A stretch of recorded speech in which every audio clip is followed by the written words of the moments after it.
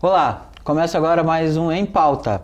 Hoje vamos falar sobre consumismo infantil. E está conosco a Ectarine Karageorgiades, que é coordenadora do programa Criança e Consumo do Instituto Alana. Tudo bem, Ectarine? Tudo bom. Seja bem-vindo ao nosso programa. Obrigada, eu que agradeço. Ectarine, quais são os fatores que levam ao consumismo infantil?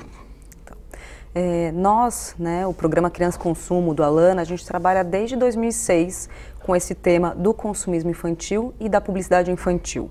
O nosso foco é sensibilizar a sociedade sobre o consumismo infantil e ir contra as publicidades que são dirigidas às crianças.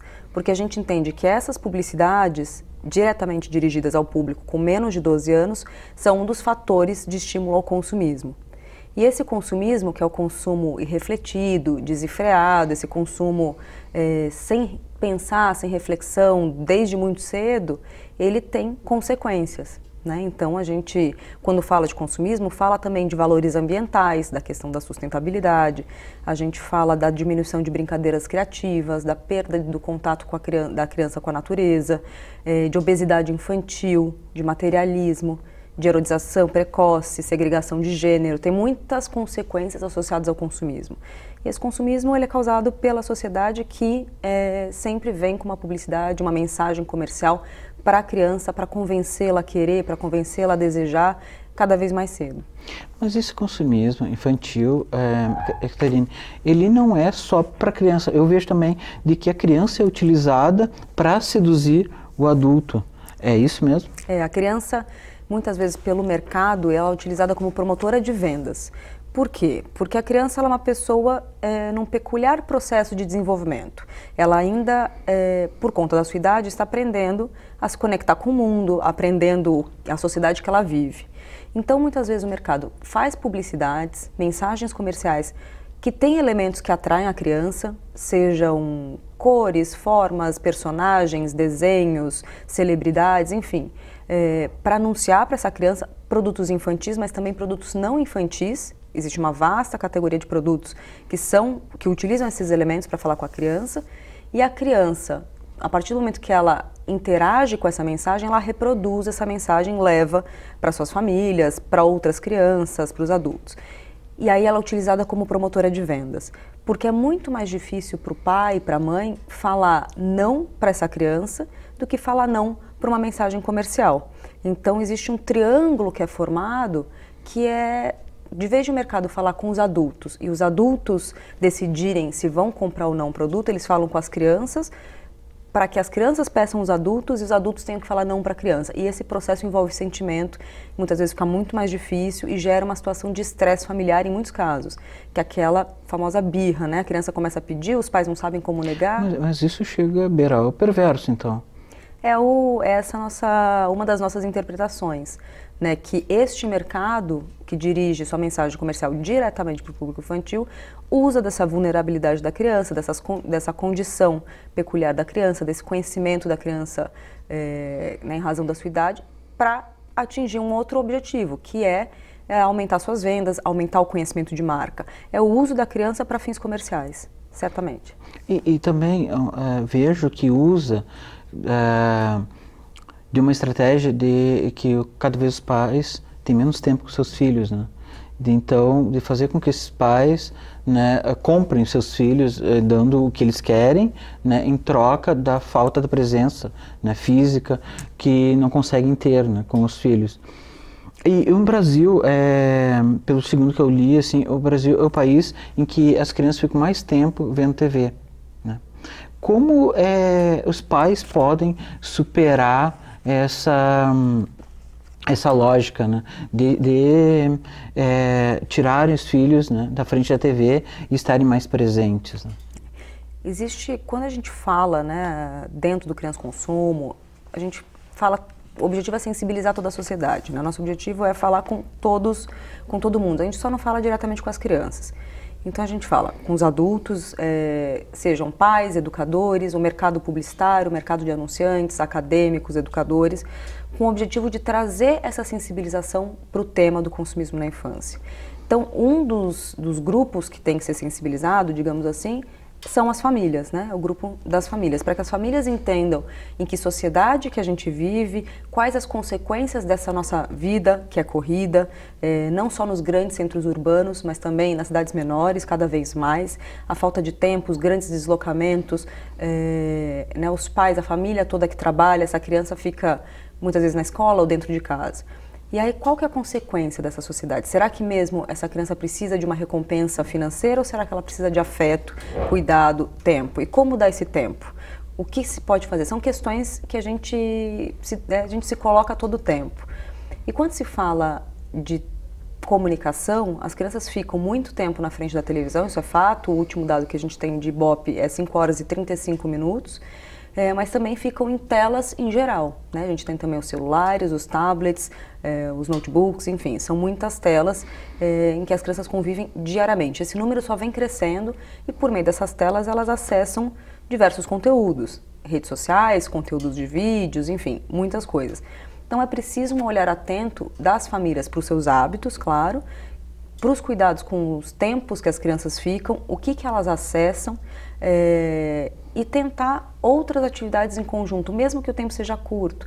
Então é importante que as famílias comam junto, tenham refeições à mesa, conjuntamente, sem telas, que consigam sair de casa e ir para um espaço público, só que para isso é preciso ter um espaço público naquela localidade, né? Fazer coisas, fazer um dia, por exemplo, uma data comemorativa como um dia da criança, ao invés de ir ao shopping e ser isso uma data comercial, por que não sair, ir a um centro cultural, fazer um piquenique se houver, enfim, são outras atividades que são possíveis. A gente costuma, ao longo dessas datas, estimular essas outras atividades, dar dicas sobre essas atividades para trazer reflexão, né? Existe até em abril uma semana que é a Semana Sem Telas, né, em que são propostas atividades, e é uma iniciativa mundial para propor atividades sem telas. Caterine, eu assisti o documentário do Instituto Alana, né, Criança, Alma do Negócio, e tem uma cena ali que eu considerei muito forte, em que, se não me engano, 2 crianças disseram que preferiam ir ao shopping fazer compras do que brincar. O capitalismo se apoderou do lúdico? Nossa, essa é uma frase forte, né?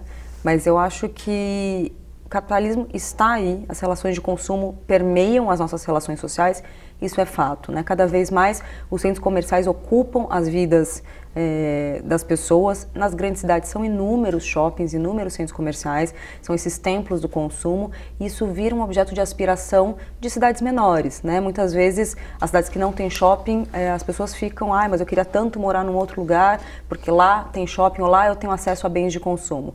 Isso é uma aspiração social. E, infelizmente, para muitas famílias, em muitos lugares, de fato, esse centro comercial é o lugar do lúdico, porque ele é um lugar que tem muitas atividades, é um lugar fechado, é um lugar seguro. O mundo lá fora você esquece um pouco a insegurança, porque o shopping ele é fechado. Infelizmente, isso é o que acontece, é um modelo. E ali, as crianças circulam por entre as lojas, por praças de alimentação, têm acesso a uma infinidade de publicidades e estratégias comerciais para elas. Dentro da praça de alimentação, a oferta dos produtos alimentícios, né, lanches, enfim, muitos deles com brinquedos também é muito vasta e é um templo de sedução para o consumo. A gente tem que repensar, de alguma forma, esse modelo. O Alana, ele busca trazer essa reflexão por meio do Criança Consumo, por meio de outros programas, como Criança Natureza, ou por meio, né, de Território do Brincar, Criativos da Escola, Escolas Transformadoras, enfim, são muitos programas que a Alana desenvolve, além do Criança Consumo, para repensar essa vida que a gente leva, a sociedade que a gente tem e o cuidado com a criança. Pois é, Caterine, mas eu vejo essa provocação restrita ao Instituto Alana e a outras ONGs, né? Ela não está disseminada, claro, ela não favorece o sistema, né? Mas ela me parece muito importante, crucial até, nos dias de hoje, não só pelas questões que tu falou, mas também pelos recursos naturais, que cada vez que estão se exaurindo, né? Então, essa lógica do consumo, ela nos sustenta a médio e longo prazo, né? Quer dizer, como dialogar isso com a sociedade, né, sendo que os próprios veículos de comunicação dependem desse consumismo por causa da publicidade? Eu acho que é um momento em que a gente tem que ter, de fato, uma pausa para pensar né, nessa vida e um momento de ação para mudar essa vida. E para isso, a gente tem que contar, por exemplo, com políticas públicas. Né, isso é fundamental que o poder público efetive muitas normas e muitas políticas públicas que falam de meio ambiente, de políticas de consumo, de resíduos, de infância, é fundamental. Né? Então, por exemplo, uma das ações que o Criança Consumo vem desenvolvendo é o projeto Ecoativos, que é uma parceria do Alana, por meio do Criança Consumo, com o PNUMA, que é o Programa das Nações Unidas para o Meio Ambiente, com o objetivo de falar de mudanças climáticas, sustentabilidade e meio ambiente. E para isso a gente está levando esse projeto para alguns municípios brasileiros, inclusive no Novo Hamburgo, para fazer uma parceria com a Secretaria de Educação e levar esse conteúdo para dentro das escolas por meio dos professores.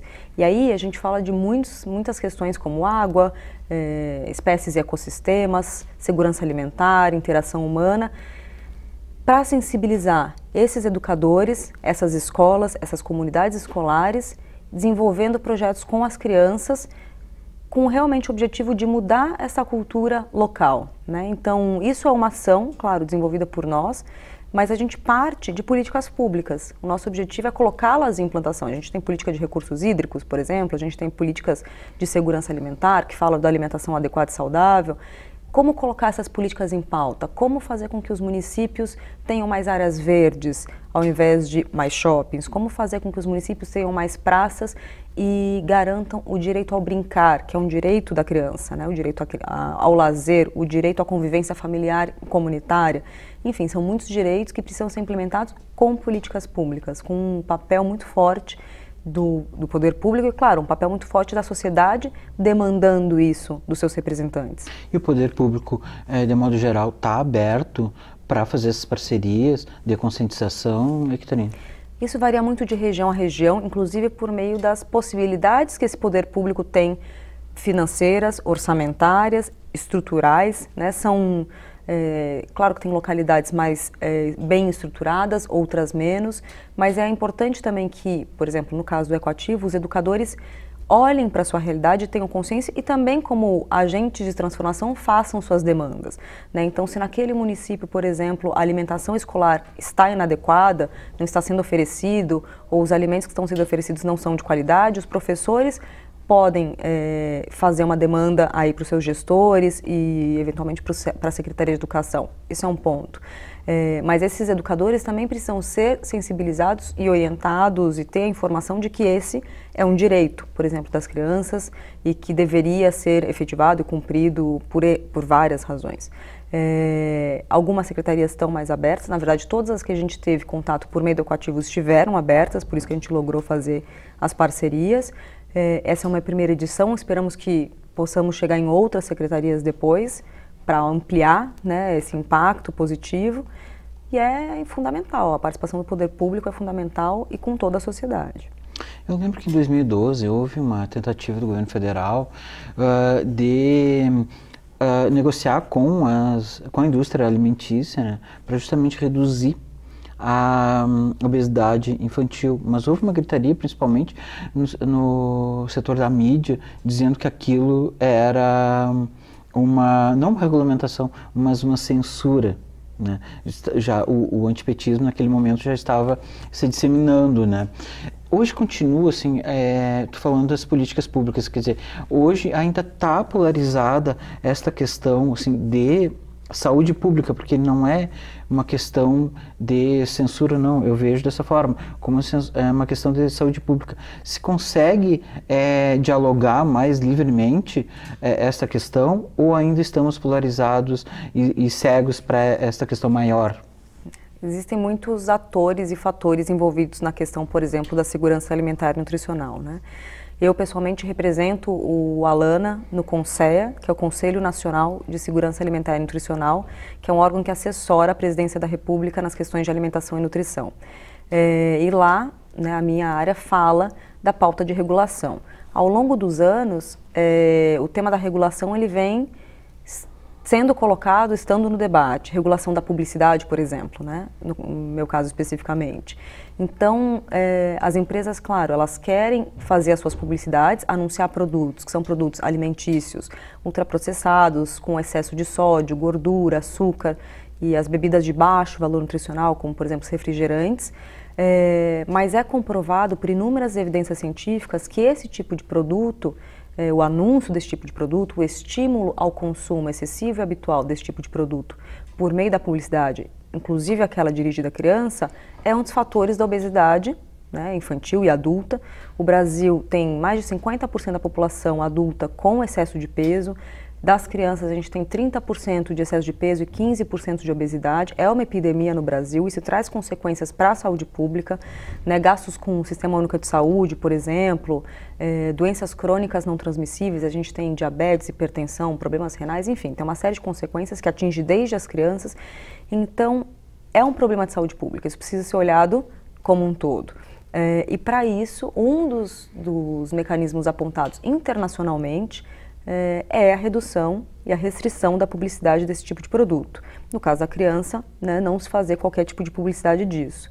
Então isso vem de diretrizes da Organização Mundial de Saúde, diretrizes da Organização Pan-Americana de Saúde, da ONU, né, da Organização das Nações Unidas, que falam que os países precisam olhar esse problema, por muitas razões, inclusive do ponto de vista econômico. Então, as empresas certamente têm o direito de produzir os seus produtos e é preciso, né, que eles sejam cada vez mais bem adequados nutricionalmente, ou que sejam revistos, mas enfim, a gente tem uma questão de publicidade muito forte, uma questão de direcionamento para a população, de convencimento também de que aquilo faz bem, de que aquilo é saudável. E sempre que a gente fala de regulação, a gente fala de meio ambiente, a gente fala de uma proteção de toda a sociedade, né? Uma questão é a escolha individual, né? Eu escolher consumir determinado produto ou serviço. A gente não está nunca culpabilizando o indivíduo por suas escolhas. O que se quer quando se fala de regulação é que esse meio ambiente em que as pessoas vivam sejam saudáveis. Então, que uma escola seja um ambiente saudável, promotor de uma alimentação saudável, que uma universidade seja promotora de uma alimentação saudável, que um ambiente de trabalho, que uma cidade, né, uma estação de trem, uma estação de ônibus, por que sempre só se vende, só se anuncia determinados tipos de produtos? Né? Então, tudo isso é pensado quando se fala da pauta regulatória. Sim, as empresas, por um lado, vão chiar, mas eu tenho certeza que, por outro, elas têm como readequar suas práticas e com o objetivo de proteger a saúde da população. Então, a gente vai fazer um breve intervalo, tá? E continuamos depois. Claro. O Em Pauta volta em breve.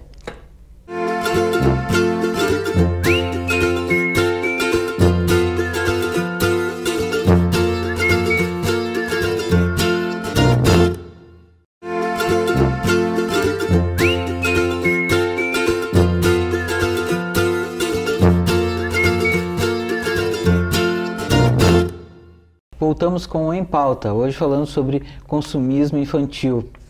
E, Caterine, segundo Néstor Garcia Canclini, ele fala que o conceito de cidadania está atrelado ao consumo, né? O consumo está inerente no nosso dia a dia. Mas isso não é um pouco perigoso no sentido de que pode reforçar uma lógica capitalista de vencedores e perdedores e justificar a exclusão? Essa é uma reflexão bastante importante, né? E tenho um pouco de medo de acreditar que seja verdade, para ser um pouco otimista. Mas, de fato, né, as crianças, por exemplo, são cada vez mais estimuladas a viver em um mundo em que ter é mais importante que ser, né?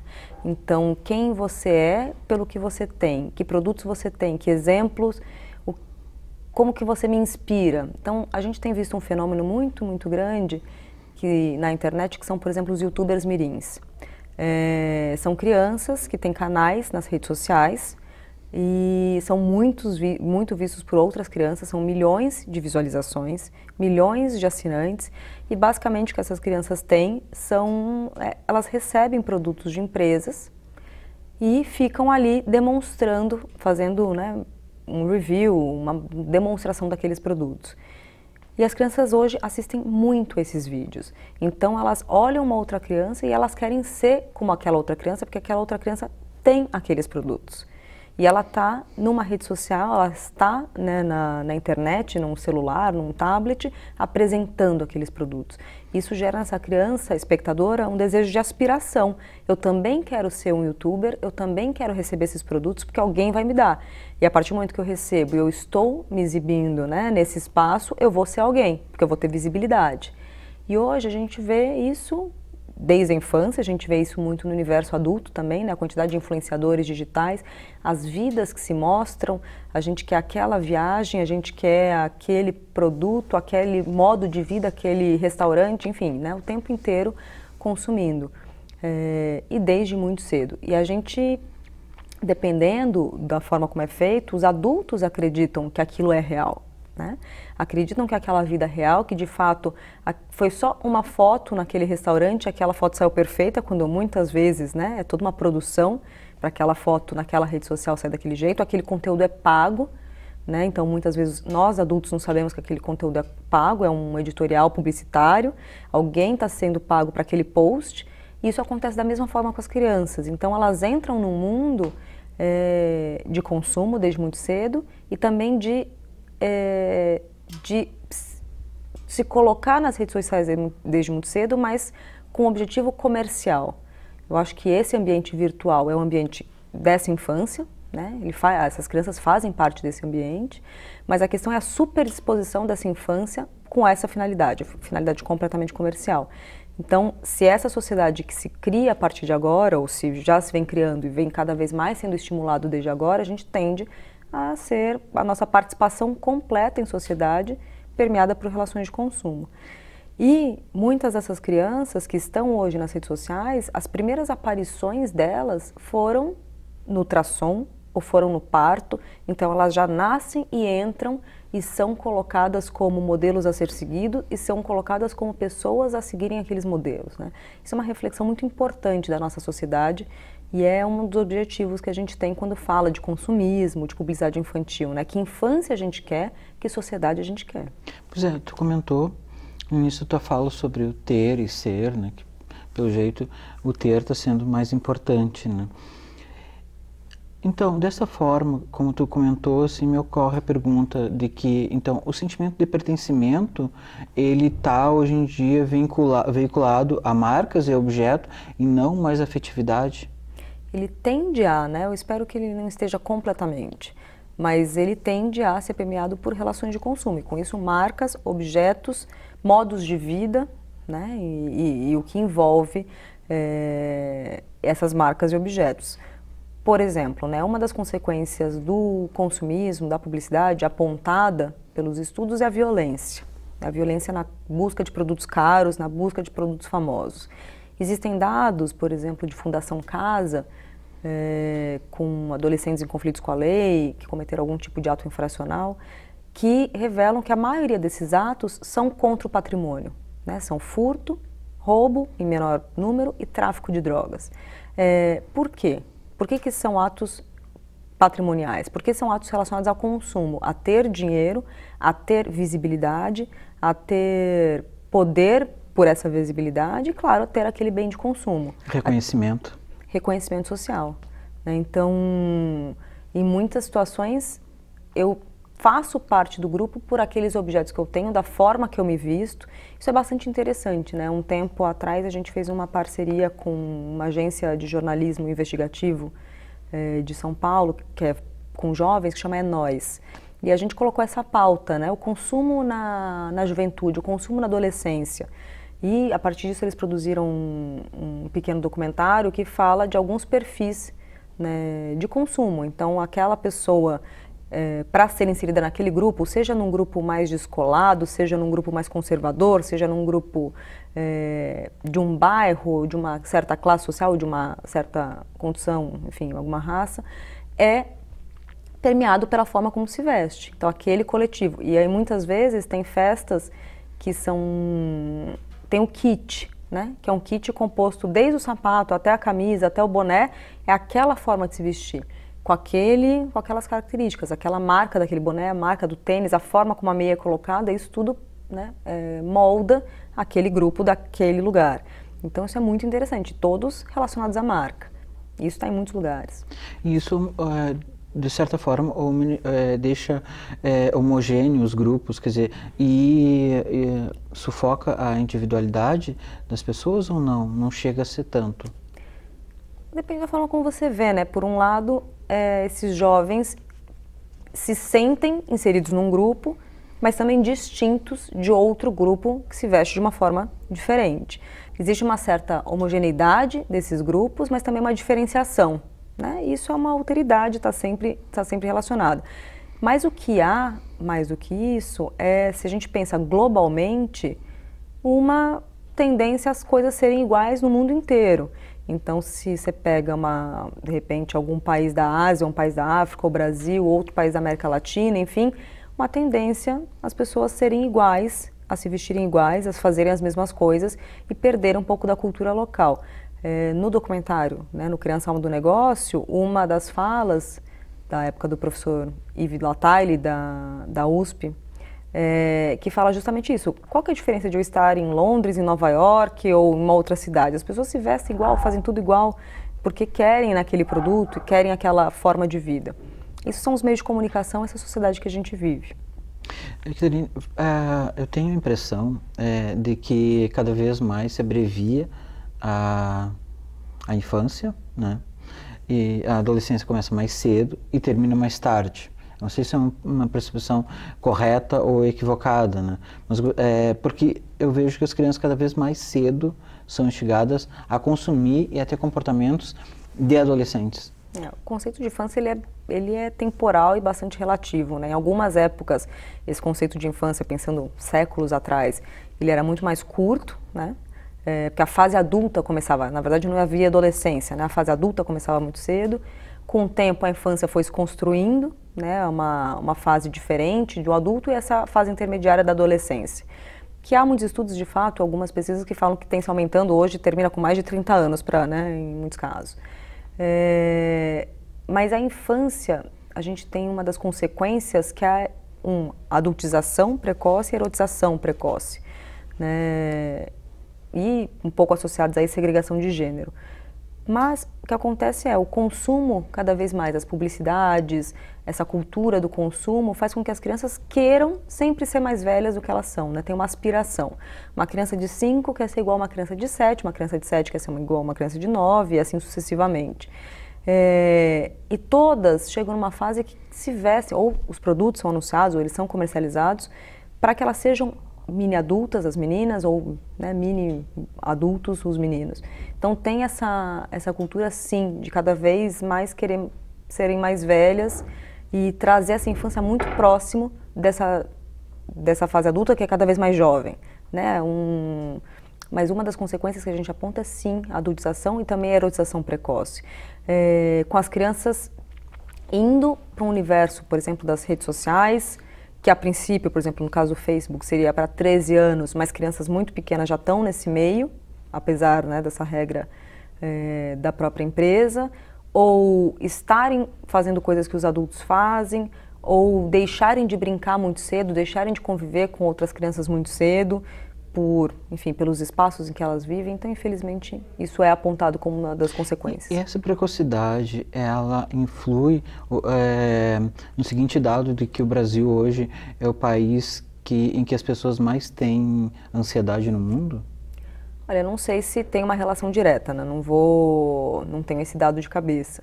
Mas o que sei é que o consumismo, ele é bastante associado à ansiedade e depressão, né? Existem estudos no campo da psicologia e da psiquiatria que apontam essa relação. Então, o consumismo como uma compulsão e essa compulsão associada à ansiedade, que vem, inclusive, sendo refletida no ponto de vista jurídico quando se fala do superendividamento das famílias. Uma discussão hoje que existe no Congresso Nacional de mudança da legislação de defesa do consumidor é o superendividamento. Então, as famílias tendem a consumir mais, esse consumismo gera uma compulsão, se endividam, isso é apontado como até comparado a muitos vícios. Né? Catarina, uma última pergunta, então, antes de encerrar o programa. A criança ela está em fase de formação da sua personalidade, né? De que forma a publicidade afeta essa formação, né, da criança? Ela afeta, essa publicidade ela faz parte da vida dessa criança desde muito cedo. E ela passa desejos de consumo, ela passa modos de vida para essa criança o tempo inteiro, né? Então essa criança ela recebe essa publicidade quando ela assiste a televisão, quando ela acessa as redes sociais ou outros canais de internet, né, no celular, no tablet, quando ela está num parque público, numa praça pública, quando ela está dentro da escola. Então, o tempo inteiro essa publicidade permeia a vida da criança e bombardeia essa criança de desejos de consumo. Então, né, como a gente está falando de sociedade de consumo, como o consumismo, como o materialismo, tudo isso permeia as nossas vidas, isso começa desde muito cedo. Essa ascensão pelo consumo, ascensão social, esse reconhecimento social desde muito cedo. Um fenômeno que a gente vê bastante é essa entrada de campanhas publicitárias em escolas, por exemplo. E elas sempre são disfarçadas de alguma ação de responsabilidade social e empresarial. Né? Uma campanha de reciclagem, por exemplo, patrocinada por uma marca, ou um conhecimento sobre alimentação saudável, patrocinado por uma marca. Então, aquela criança vai aprender de que leite é bom pela visão de mundo de uma marca, que quer promover o seu produto. Ou que determinado produto derivado de carne é bom porque uma marca está vendendo isso para ela. Ou que escovar os dentes faz bem, mas segundo os princípios daquela marca de higiene bucal. Enfim, isso o tempo inteiro. Então a gente vai viver uma sociedade que de fato as marcas vão permear, as formas que as marcas anunciam os seus produtos permeiam a nossa forma de ver o mundo. Essa publicidade quando dentro da escola... E vão constituir a subjetividade dessas pessoas. E reforçada, por exemplo, por educadores, pelo ambiente escolar, pelo aquele espaço escolar, que é um espaço que a criança respeita.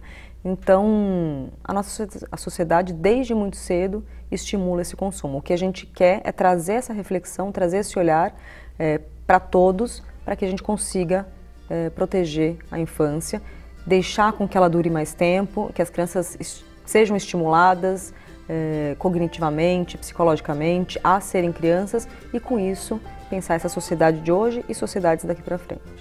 Ok, obrigado, Catarina. Eu que agradeço. O Em Pauta fica por aqui. Até o próximo programa.